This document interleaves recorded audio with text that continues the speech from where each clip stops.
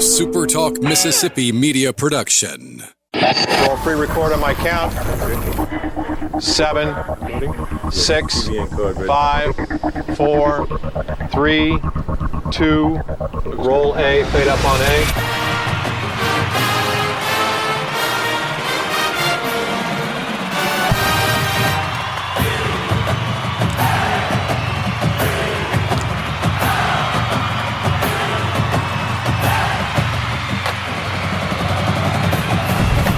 Southern Miss to the top.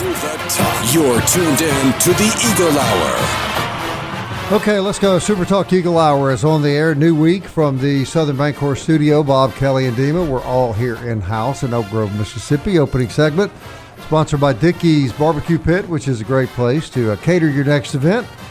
Great place to enjoy a great meal tonight or any day of the week with your family. Really do appreciate all that Dickey's does. Want to thank all the additional sponsors that paved our way over the last 2 weeks at Montgomery, Alabama, and then out at P. Taylor Park this past week. Very, very grateful for your support, as we are all of our regular sponsors who we love the most because they're with us year in and year out. You mentioned Dickey's Barbecue Pit, and for your next event, whether it's big or small. So my question to you, Bob Getty, is what is our next event? Well, I've been thinking a lot about that since Saturday afternoon, Kelly, and I haven't really come up with any answers just yet. Yeah, although I must say, friend, I'm glad to see you here sitting live in the flesh, because I was going to go to the East of Butchie Bridge, which is where I know you normally. Well, it was a pretty quiet day at the Getty household yesterday. I didn't see much of my wife. She didn't come out of the back of the house much. Every time I talked to my daughter, she was screaming and hollering. It was a pretty solemn week. Obviously, the story is that the baseball season has ended. 44-17, 23-6 at home, 13-8 away, and 8-3 in neutral locations. You know, a lot of great moments. 2 wins over Santa Barbara, a win over Oregon State, Alabama, Ole Miss, Mississippi State. Beat Troy 4 times, who's 1 game away from a super regional. Don't laugh about that. Hosting a super regional against Little Rock. Against Little Rock, yes. But of course, a good year comes to a crushingly disappointing end of the season.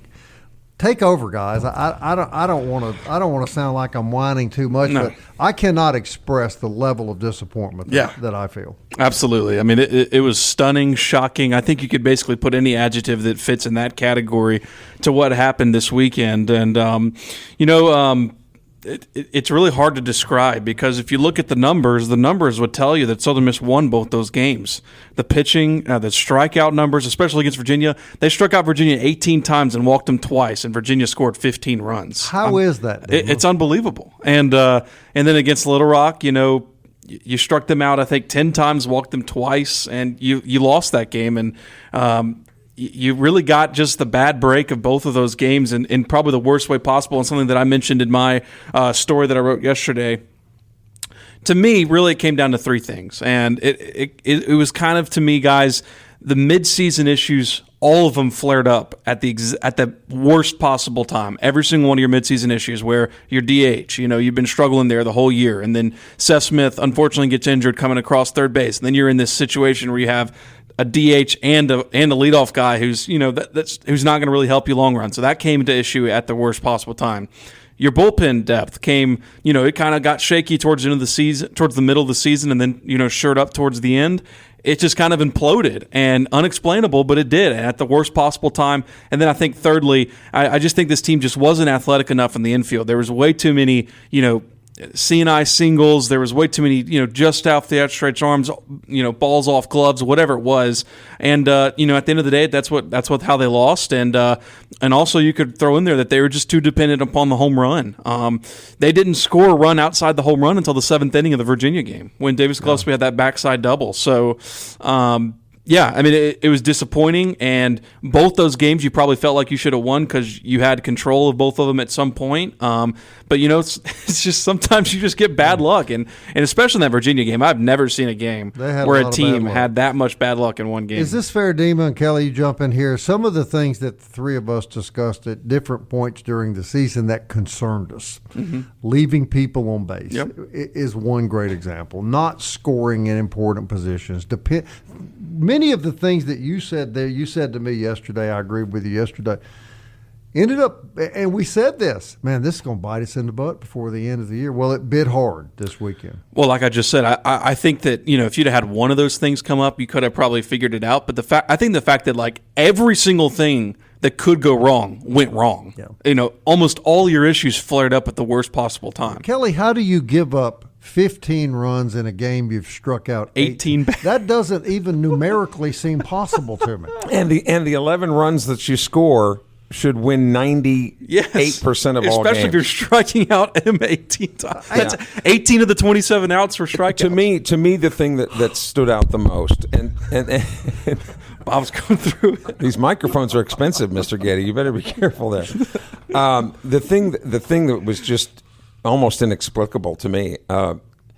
There was no indication that this pitching staff would implode. They showed no signs of implosion during the regular year. They were precise. They were sharp.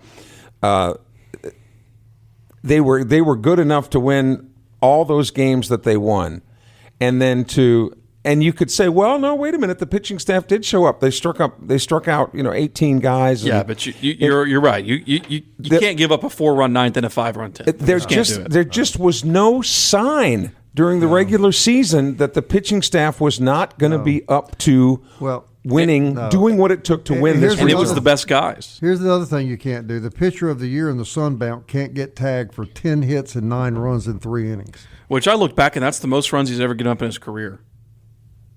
It's inexplainable. Can you explain it? Can't explain it. And Colby Allen to go out there and just be batting practice. And the other thing, to Dima's point about the bad luck, in both games too, and you sit there and look at these other teams, I mean, the fastballs that were coming in there must have been really flat, because as hard, those balls were being hit so hard. Yes. I don't care who's playing first or third. Doesn't matter their athleticism, with all due respect, that those balls were being hit so hard, and it seemed like every one of them was 1.5 feet inside the line. It's absolutely great point. And, we have the TrackMan up there, and me and Glenn Dyer, who's a friend of the show, I mean, especially against Little Rock, every single fastball that Southern Miss threw at them, they hit. Almost every one of them. I mean, almost to the T.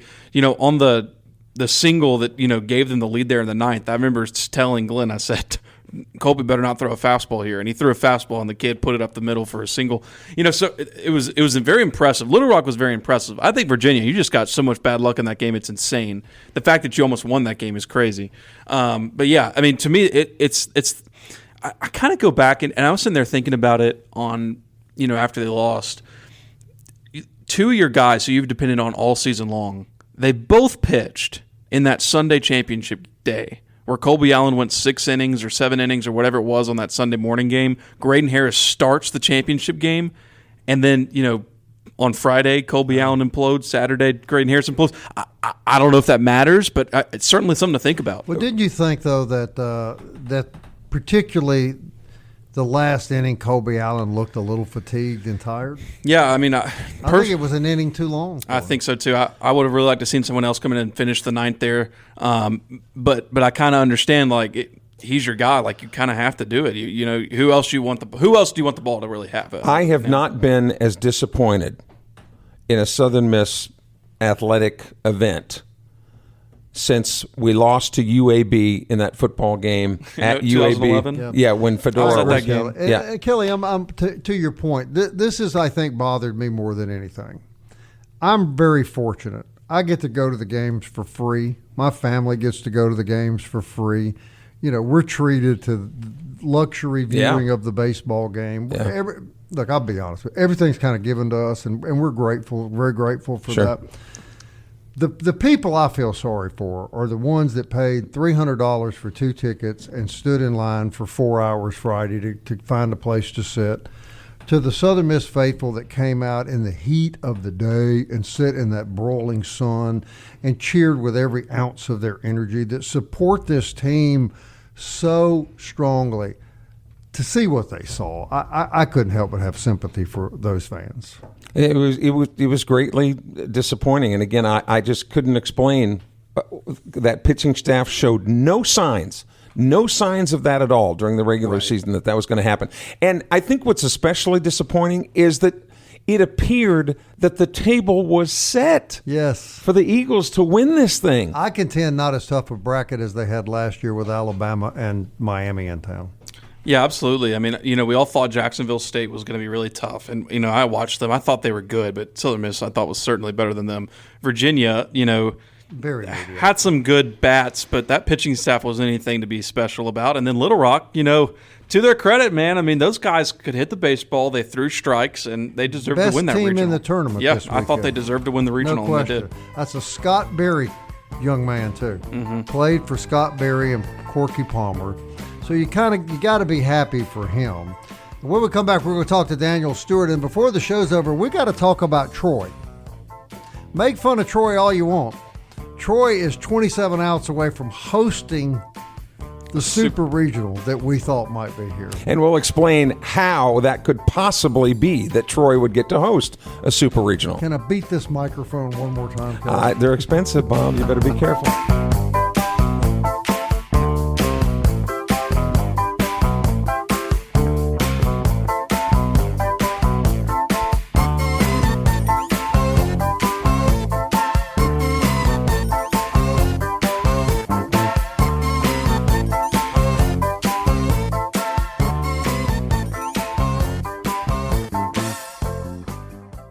Big news from Robinson Electric Supply in Laurel. We've moved. You'll now find us directly behind our old building, right by Sawmill Animal Hospital. We're still your trusted electrical distributor, carrying everything from conduit to tape. And don't forget our full line of Milwaukee tools. Whether you're a contractor or a DIY pro, stop by the new Robinson Electric Supply at 1222 West 6th Street and see what's lighting up Laurel. Robinson Electric Supply. New location, same trusted service.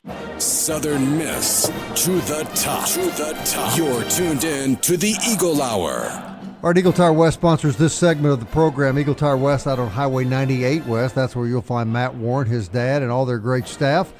They're next to Smith Motor Company. They've been family operated since 1985. It's Eagle Tire on Hardy Street, Eagle Tire West on Highway 98 West. Goodyear tires, all brands of tires, we should say, full service, and, of course, big Southern Miss supporters. And also a quick thank you to Genesis of Hattiesburg, the official auto dealer of the Eagle Hour. Genesis sedans and SUVs are all at Mississippi's exclusive Genesis dealership, and that's located on Highway 98 West in Hattiesburg. Isn't Mr. Warren doesn't he handle the strikeout things that they hang up on the railings? Isn't that? Yes, he does. Yeah. Yes, he does. And they ran out of room yesterday. It was 18 great strikeouts. The only problem is if they'd have put down the Virginia runs, they would have run out of room as well because they scored 15 runs. 18 hits. Yeah.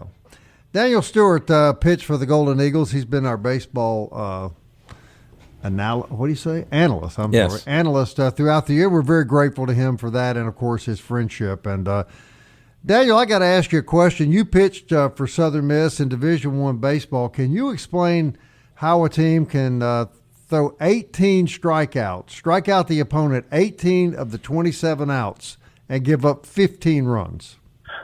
I was looking at that stat myself, and, it's hard to explain. It definitely is because they seem to either go down on strikes or hit a double or hit a home run. So all of their hits the opposing teams had, whether it be Virginia or Little Rock, they went for extra bases and they counted. They came when people were on base, and next inning we might have gone 3 up, 3 down, 3 strikeouts, but then the next inning they came back and hit a couple hits, and so it's hard to say that our pitchers were not dominant if you just by looking at those stats, but it definitely didn't feel that way. But definitely it's not the norm. When you strike out that many batters, usually the hits are kept to a minimum as well. So definitely uncharacteristic. Daniel, were you concerned at all about changing the pitching rotation going into the postseason? Not really, to be honest with you. I think you want the freshest guy out there on the mound first game. And I know Graydon kind of got messed up in the conference tournament with weather and whatnot, but I really wasn't concerned too bad, especially because I don't really think that Camden Clark ever really got into a real good rhythm, as far as coming off out of the pen to be that Saturday starter. So no concern. Definitely a different atmosphere.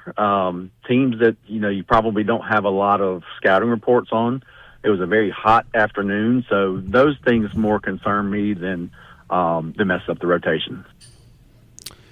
I'm just curious, Daniel, your thoughts on you mentioned hot afternoon, and I know that Oz and company really wanted to select that 1 p.m. game on Friday, which I agreed with them in hindsight because of the weather. But I guess when you look at it back, hindsight's always 20/20, whatever. But any thoughts on if that were to be a night game, if it would have been any different for Clark? I probably would. As much as you want to say that the heat doesn't have any kind of effect, it does, and it affects the other team as well. So those guys. I won't say overcame it because, we put some runs on the board ourselves, but the heat does definitely affect it. Usually I've always preferred, and I think as a baseball player, for some reason, there's just something about special playing under the lights. That would have been my preference, but I'm definitely not going to sit here and question the coaching staff right now based upon, what happened. But, me personally, I definitely like playing under the lights, and I'd like to let that first game play early and us play at the night and figure out who we're going to play next when we come out of there with a win. Didn't happen that way this year, unfortunately, but that's typically what I would prefer. It seems like there have been curses throughout baseball. The Bartman baseball with the Chicago Cubs, the GOAT with the Boston Red Sox or whatever it was. I don't know what it is, Dan. Does God have something against Southern Miss in the postseason? Doggone, because really, this is getting to be a mental albatross. It is. Absolutely. It really is, playing so well during a regular year and then just collapsing in postseason. Yeah, and it's hard to put a finger on, why that is. We did have a really tough regional. You look at the RPIs of the teams that were in our regional. I think we were the second hardest based on RPI regional. So definitely no slouches came into Hattiesburg, for us to play. But yeah, it's hard just to put a finger on why we have some struggles in the postseason, or at least the last couple of years. Because last year we lost the first game to the 4th seed as well, and this year obviously lost again, then lost the game 2. So hosting a regional, going 0-2, 100% not what anybody expected or planned for, and I know there's nobody more disappointed than those players and coaches as well. So here are the exact numbers. If you go back 5 years, just to clarify it, 5 years of regional play going back to 2022. 22 won the Hattiesburg Regional. 23 won the Auburn Regional. Combined record of 8 wins, 2 losses. 3 years since then, 2-2, 3-2, 0-2 for a combined 5 wins, 6 losses. Yeah, but the home field is just what that math doesn't add up, particularly when you're on your home field. And right. When you take that 8-2 record, that includes the one at Auburn. Sure. So you were winning on the road. It's just there are just so many things that are just you just don't have an explanation for. Yeah. I remember those teams, the 22 and 23 teams. They really seemed to get hot towards the end of the year. This year's team and really last year's team, kind of peaked early a little bit and was going into the postseason, maybe not playing their best because, let's be honest, the conference tournament was great. We did win. And actually watching those games, we won despite me even kind of thinking we weren't playing our best baseball. And the last 3 weekends of the regular season were not the toughest teams that were, to play in the Sun Belt Conference. So it really seems like we may have peaked earlier in the year and then couldn't find any momentum here postseason to where we were playing at our best when we really needed to. Well, I think that's just kind of my assumption and kind of assessment. I think, too, what was most frustrating, Daniel, about this weekend is that, the games are played from start to finish. I do understand that. But effectively, you lost the Friday night game in the 9th inning, and you lost the Saturday game in the 10th inning. Yeah. And so you just had last inning pitching collapses. I mean, I don't know of any other way to put it. You gave up. I had a lot and of both were 2 out singles or something like that. Yeah. Both of them in 2 outs. Yeah. Well, that first hit on Friday, the ball kind of went in between Russo and Morrison there in second. It's kind of like, hey, who's got it? You didn't really know it got through, and that was all the spark that Little Rock needed to score 4 runs in the ninth inning there and go up on us.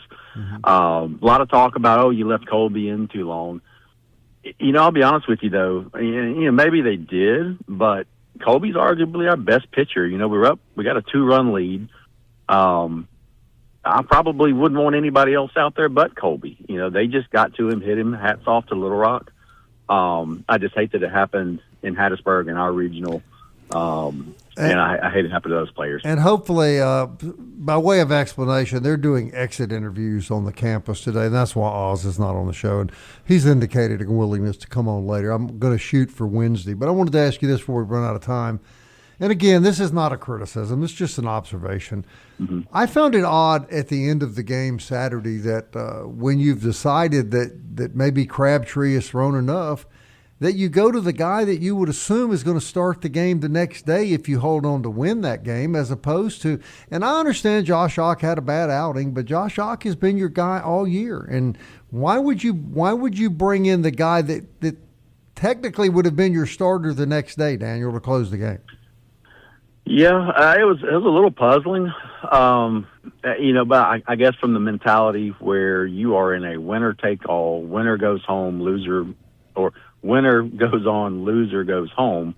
He's going to pitch the hot hand, and whoever he thought was going to get the victory, try to secure that one victory. Then if you win this game, you just figure it out going forward, which after losing the first game, you're kind of behind the 8 ball where you've got to essentially beat the winner's bracket team twice. It was, you call it controversial.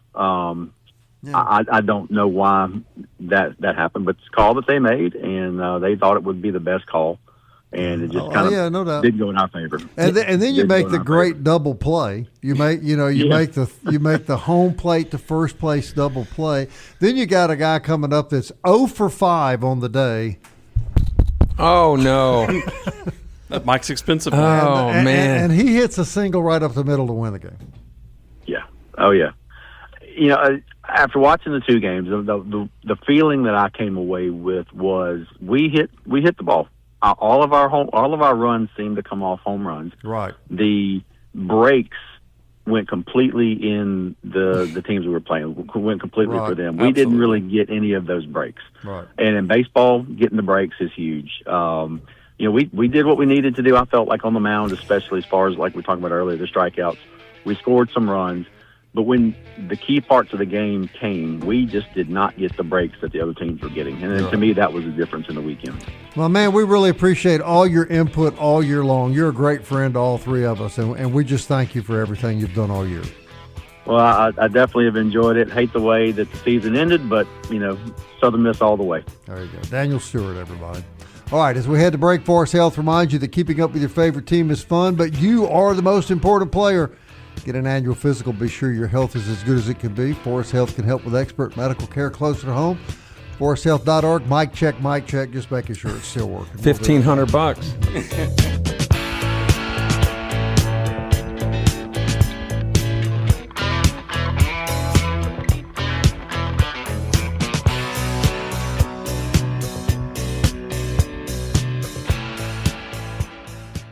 The Eagle Hour. Southern Miss to the top. All right, DBAT sponsors this segment. Clearly, the guys from Little Rock don't need to go down there. They're hitting the ball just fine. Or Virginia. On Hardy Street, DBAT, that's where you go for baseball and softball training. MCS Home Center is where you go for home repair, home remodeling, and home construction, everything you need for your next project. Home, lawn, or garden is available at MCS Home Center. I think I'll probably be doing that a lot now the rest of the summer. MCS is Hattiesburg's new improvement home center with eager folks eager to help you, local folks eager to help you.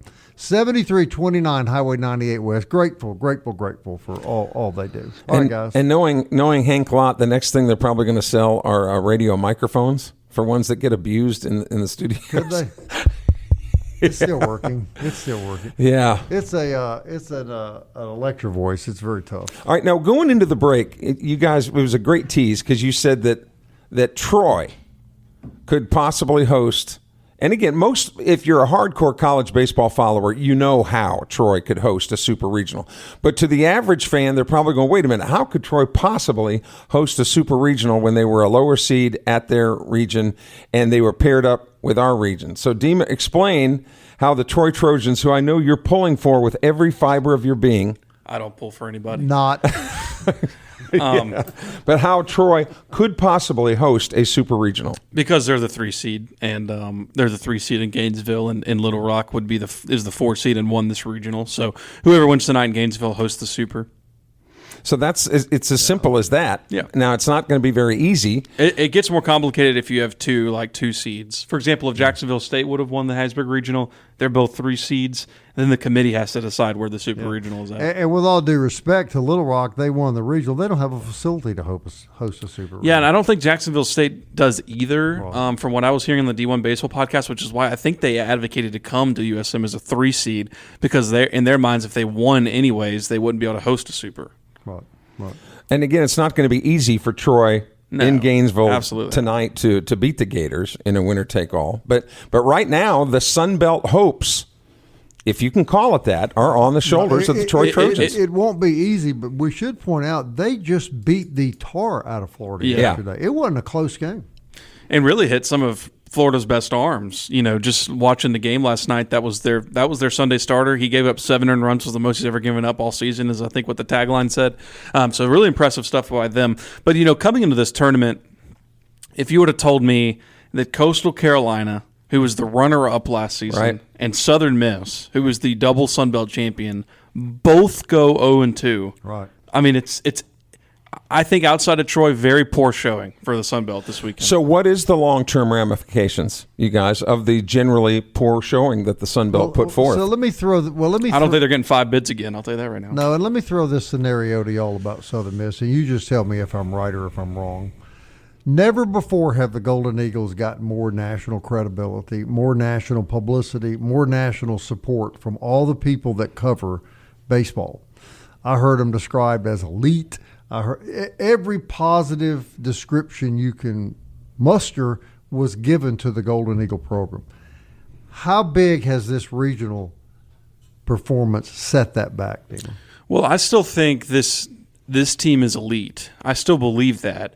What they displayed over the last 2 games was not Southern Miss baseball. Like that was not the team you saw beat Alabama, Ole Miss, Mississippi State. That was not the same team. No matter how, even though they almost won both those games, that was not good baseball by any means. So, but I do think, and something that I wrote in my story, success is a tricky, slippery slope in a sense where you keep stacking up, 10 seasons in a row where you have had 40 wins. You win the Sun Belt tournament 3 of the last 4 years.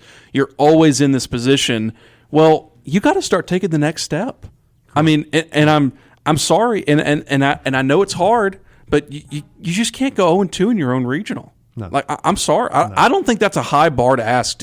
No. I don't even think winning your own regional should be a requirement because, as we've seen across the country, it is hard to win a regional. It is, but you can't go 0-2. You got to be competitive. Yeah, exactly. So, and especially with the veterans on this lineup and on this team, I think that to me is what makes it so much more shocking. Like to see Matthew Russo and Colby Allen and Joey Urban and Ben Higdon, all these players to go out like that. It was puzzling and shocking, and I think Kelly pegged it the best. Like nothing over the course of the season would have had you believe that's the way they would have gone out. And it was stunning, and I think they were stunned. I think they were shocked that just happened. And I do agree with Kelly, and I mentioned this on a separate show that I do, that I think it is all a mental game now.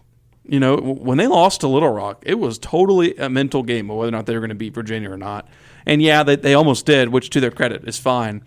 But man, it's hard to watch. It really is. Yeah. He's not on the show today, and again, we think he will be on the show later. And let me say, Coach Oz has been with us every week, so I get they having their exit meetings. I understand that. What did he say after the loss Saturday? Because I haven't talked to him. Yeah, he just said, we just couldn't get the out. They were 1 out away in both those innings in the 9th and the 10th. He just said there were several times where they just hit one. We just couldn't stop the rally. He said it was very disappointing, and all the players up there with him were very distraught. I asked him, he was asked several times about, taking the next step, like why can't this program, succeed in the postseason? And I asked him, point blank, like, do you foresee any changes to this program? Like, what do you need to change to get this fixed? Great question. What was the answer? And he said, I'm the head coach. I'm going to look at everything. Everything's on the table. We start tomorrow, and he said, I'm proud to be in this chair. And he said that's the responsibility I have. And he took full responsibility. He started the press conference against Virginia by saying, we weren't ready to play these 2 games, and it's on me. And he also answered fan frustration, saying, "Don't be mad at the players, be mad at me." All those things. So, what changes, if any, do you foresee? I don't know, Bob. I mean, I think what I foresee and what I think should happen are 2 different things. Mm-hmm. So I'll just say what I think should happen. You got to go find more athletic players in your infield, and you got to. You can't be a team that's last in the Sun Belt every single year in stealing bases. You got to have somebody who's going to hit 280 to 320. Not a home run guy. The 2 leadoff guys for Virginia and Little Rock had 0 home runs and were both over 300. Kind of like a Jake Cook, Mm-hmm. A player like that who can just get on base for you. You need like 2 of those players, in my opinion. And you need 2 of those players, and then you really needed a closer. You brought Camden Clark in the close, and then you had to move him to the rotation because your original rotation didn't work. So you really didn't have a closer outside of Camden Clark. So if you could get those 2 things fixed for next season, that'd be great. I think there's a lot of other things they probably need to change as well. But I don't know. I don't think it's too early for all that. I want so badly to answer critics of the baseball program who the constant criticism of Southern Miss is, you have a good schedule during the regular year, you play really well during the regular year, you crap the bed in postseason. I just want so badly to have that trend, to have that moniker off of this Eagle team, because right now all you can say is you're right. Right. You have to prove these people wrong. And I'm going to be honest, and I don't mean to cut you off. I'm going to be honest. I would be fine for them not to host. Moving maybe even next season. I'm not saying never host again, but would it take some pressure off of them? That's what I wondered over the weekend. Oz was asked that in the press conference, whether or not there's like pressure to play in front of these fans. He said there's no pressure. He said it's a gift, it's a reward, and all these things, which it is, and he's absolutely correct on that. But there's no doubt, playing, with the expectations that the players play with, that they carry some of that weight. And I just wonder, going down as a 2 seed to Tallahassee to play Florida State, you'll have 1,000 fans there playing a little looser. I just wonder if that kind of just changes. Because right now, I agree with Kelly, it's all a mental game right now. Here's a maddening point. As of today, Oregon State, Alabama, Ole Miss, Mississippi State, all super regional teams. Southern Miss has wins over every one of them. They have 4 wins over what may be your next super regional team, which could be Troy. So you could have wins over 5 super regional teams in a year that you didn't win a game in your own regional. And it just does seem. Look at Dima shake his head. That's hard to swallow, isn't it? There's a lot of things this weekend that are hard to swallow. I mean, it's unbelievable. It's inexplainable. It really is. And you've heard some fans, some lukewarm fans, if they're fans at all, make comments. Oh, another Southern Miss moment or another TTT moment. And you get tired of hearing that. But when you sit back there and think about it, again, and I go back to the game that we were talking about in football. It just seems like the game against the UAB that I was talking about in 2011, it just seems like any time that Southern Miss in any sport is on the cusp of greatness and has a chance to get national recognition and to take that next step, that we get in our own way. And that is especially frustrating for me. Look at the football team. You were in the absolute driver's seat to get to the first Sun Belt championship game you've ever been to, and you lost at home to Troy. So you're right. I mean, it's over and over again. And of course, there is success. You win the Sun Belt tournament. You've won 2 regionals in the last 5 years or whatever it is. Yeah. But you're right. I mean, you had 2 super regionals at home that you didn't win. So it's hard. It's hard to watch at this juncture. It really is. I just want to be loved. Is that so wrong? I just can't take that today. I'm sorry, Kelly. Bo Baby Gay Company, 2902 Hardy Street. That's where you go for great desserts. Hope you enjoyed one over the weekend. SuperTalk Eagle Hour podcast on Apple, Audible, Spotify, Stitcher, TuneIn, YouTube, Alexa, or Siri will play it for you. I think right Bob enjoyed a few beverages this weekend. I don't drink, and I sure did. Hey, Todd Monken's on the move in the NFL. The latest in news and notes next. Hide your wives.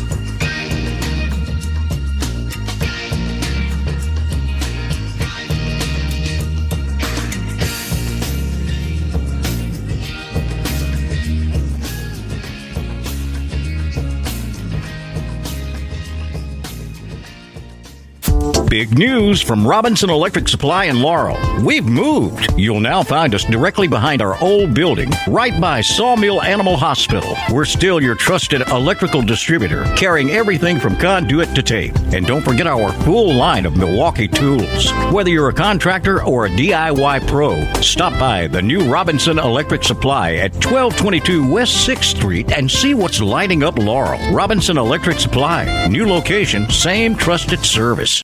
You're tuned in to the Eagle Hour. The Eagle Hour. Southern Miss to the top. If you got some gold and silver you want to sell, maybe you want to raise some cash and just get out of town. I could understand that.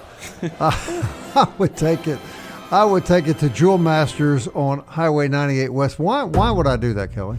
Well, because number one, you're going to get the best price available because Marty Vick has been doing that for a long time. Nobody has the expertise that he does. Plus, he's an upstanding, decent guy. Yep. Has been in the community for a long time. And the reason that business has succeeded for so long, Bob, is because the best thing a person can do is word of mouth. Wow. And when you get a good deal, you're going to tell other people about it. Conversely, if you get ripped off, you're going to tell people about it. Wow. That's why I would go there. You've been drinking coffee all morning? No, you don't want to know what I've been drinking. It's a good thing, too, that Movie Star Restaurant was not open at about 5 o'clock Saturday afternoon. I would have just gone and eaten until my abdomen exploded. Yeah, but they don't serve arsenic, Bob. No, I would have asked for that. They do have a great buffet, though, and they have it 6 days a week, Monday through Friday, 11 to 2, Friday night, 5 to 8, Sunday, 11 to 2. It's always great. They've been serving food for 25 years to the Pine Belt, and the reason you're in business 25 years is because every day you serve fresh, delicious food, and that is exactly what they do. Not to mention they're wonderful, wonderful people at Movie Star Restaurant. All right, guys, news and notes. Well, Todd Monken is added as the new head coach of the Cleveland Browns. The former Southern Miss head coach and the Browns, get this, have traded Myles Garrett, their all-pro defensive end, to the Los Angeles Rams. Now, what the Rams are giving up in exchange, they are going to send their two-time Pro Bowl pass rusher Jared Verse and multiple draft picks, including a first-round pick in 2027, a second-round pick in 2028, and a third-rounder in 2029. So the Browns are getting some draft capital here. And, again, it looks like Todd Monken has said that people are going to be really surprised at how good Deshaun Watson plays this year for the Cleveland Browns. So the former Southern Miss coach, not afraid to make some waves. Let me pass this along. I just saw this. This was just released.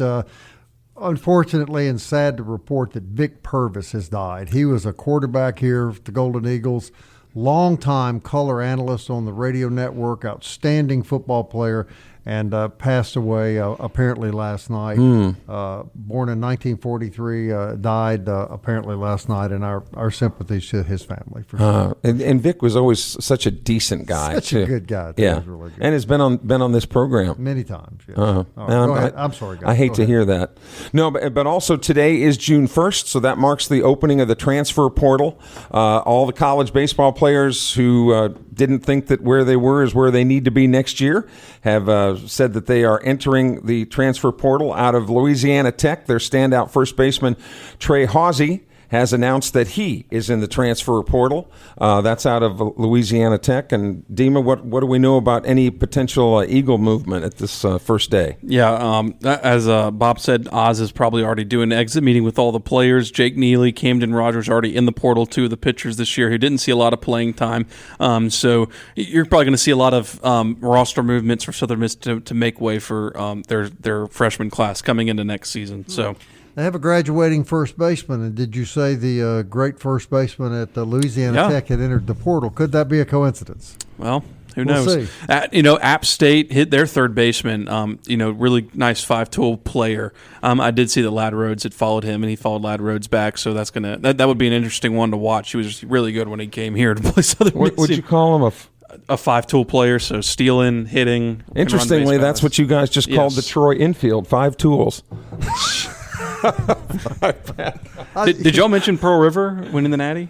Actually, later on this week, we're going to be talking to Michael Avalon, the head coach of Pearl River. Yeah. Second national championship in 3 years? Yes. They've played for it 3 years in a row and have won it now twice. And you talk about a Southern Miss moment, if you will. The team that they played, South Mountain out of Phoenix, Arizona. The way Pearl River won it is what should have been a relatively routine play out in left field. The left fielder lost it in the sun. I saw that. Yep. And so Crazy. Pearl River won it on a walk-off. So Coach Avalon will be joining us later on in the week and to talk about how recruiting and the transfer portal and all that has affected the JUCO game. It doesn't appear to be affecting Pearl River too much. But no, it doesn't. Okay, also later in the week, we want to get that maybe tomorrow, I think. We've got a couple of the track guys that qualified for some national competition. Good for them. Long jumper and high jumper are both going to be here. They're going to be here with the guy that actually coaches them, one of Coach Stewart's assistants. So, yeah, man, I'll tell you what, birth, death, taxes, and the consistency of the track and field program at Southern Miss. No doubt. And unfortunately, they get a little lost sometimes this time of the year and all the publicity, but we're glad to have a couple of those guys on and well deserved, I think. Yeah, so they get to they've got their ticket punched to Eugene, Oregon. All right, 20 seconds left. Give me your final thoughts for the day, Dima. How many days till next season? I don't know what else to say other than that. Yeah. Kelly? Football time. No, seriously, Kelly, what are your final thoughts? I hate, obviously, that it ended the way it did, but now, fall ball's coming. I'm with Dima. Hell, I'm waiting for the fall ball to start around. I'm a glutton for punishment. Come on, you guys, to the top on the football field. Yeah, let's go. Media Days is right around the corner. Yeah, I've already got my hotel booked and everything. Congratulations to the guys that finished playing this weekend for Southern Miss. Yeah. Have really enjoyed watching those young men play. And, yeah, it's true. We'll look forward to next baseball season, and we know everybody else will as well. All right, a little track and field on the show tomorrow. Yeah, it should be fun. Good. All right, until then, Southern Miss. To the top.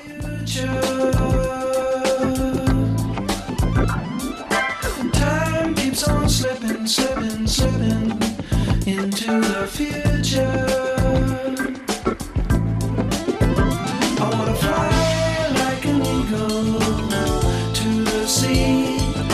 Fly like an eagle, let my spirit carry me. I want to fly like an eagle till I'm free. I go through the revolution. A SuperTalk Mississippi media production.